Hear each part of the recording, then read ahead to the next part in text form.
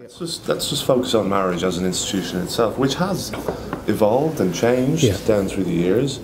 And you know, the people on the yes side in this campaign will say that this is simply a matter of equality. I mean, what have you got against equality?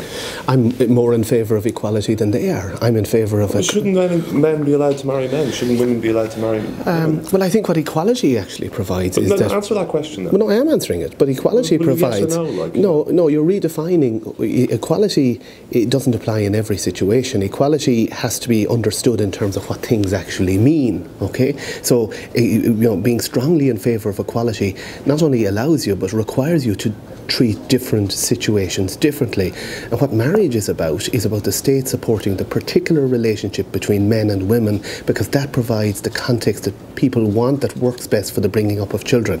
Just to quote Jeffrey Shannon, the Special Rapporteur on Children, who has said several times that two biological parents in a low conflict marriage is the best environment for the upbringing of children. If we change the meaning of marriage in our constitution, we simply won't be allowed to legislate for any kind of preference like that or any kind of social encouragement. So equality is good, but don't take away a child's equal right to have a father and a mother. Okay. That's anti-equality. So you are against fundamentally you are against the idea that a man should be allowed to marry a man and a woman should be allowed to marry a woman. That's what you're saying here, really, isn't it? Oh, well, I mean, that's visible from outer space. I mean, that is what the debate is. But not you can because... understand then that people would construe that as you're against equality, because these people don't have the...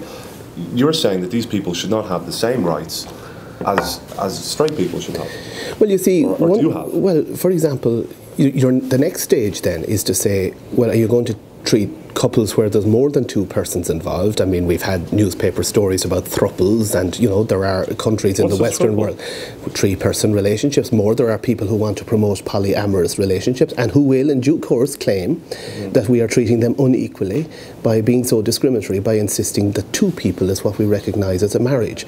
So, you know, we've got to be very clear thinking. Yes, equality is a good thing, but that does require that you keep your definitions clear, and the definition of marriage has always been the relationship of one man and one woman, because the difference between men and women gives something for the upbringing of children. So if we see this from an adult-centred perspective, if it's only about what adults want, there can be no argument against redefining marriage.